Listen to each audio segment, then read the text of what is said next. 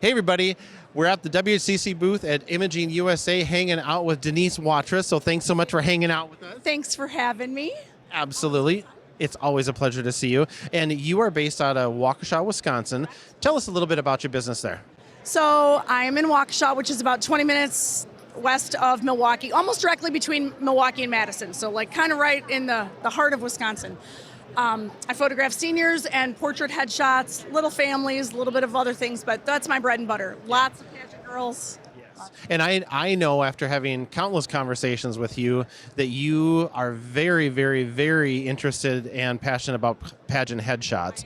And you're going to be speaking on that coming up here next month. So tell us a little bit about how that program works. Sure. So I'm a former pageant girl. My daughter's a former Miss Wisconsin teenager. So pageants are our life. We've been in the pageant world for a very long time. I know they get a bad rap. We're going to talk about that next month at Sync, why you shouldn't judge poorly pageant girls. Pageant contestants need files. It's no secret. They need files. Yep. It's my job to tell them they need more. So that's what I do. Most of my pageant girls do walk out the door a lot with wall art, printed products.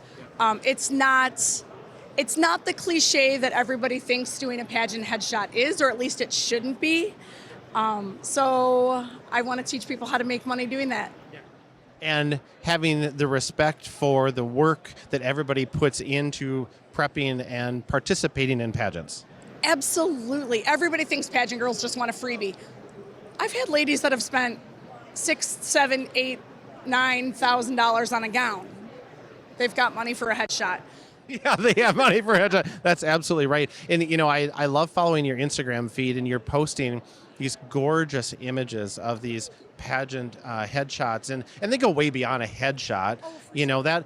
That's really like bringing it to a lower level. I actually rarely post their actual headshots. For a very specific reason that I'll talk about in my class. It's all a little bit of a game in the pageant world. I rarely ever post their actual headshot. I post the beautiful stuff that I want them to buy above and beyond the headshot. So if somebody came in and said a headshot and I did a headshot, sure, they'd walk away with their one file and that would be that.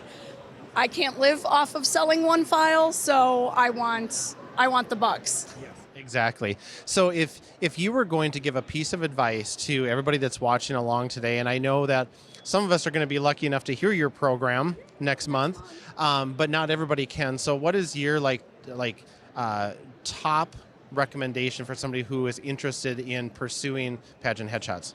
So from a non-photographic standpoint, do a little research on the pageant world first. If somebody calls you and says, hey, my daughter's going to do a pageant, you need to know what pageant and what they need, and you don't want to insult them by you don't want to call a Miss USA girl, Miss America. You don't want to call a Miss America girl, Miss USA. And I know that sounds really silly, but it's a big deal. You will kill your sale right there in the first 3 minutes if you don't know the difference. So it's very, very important to know your audience. Yes. And then from a photographic standpoint, just shooting, the more you shoot, the more you show, the more you sell. Like I said, if they come in and want a headshot and that's all you shoot, you're going to sell a headshot. I give them lots more options.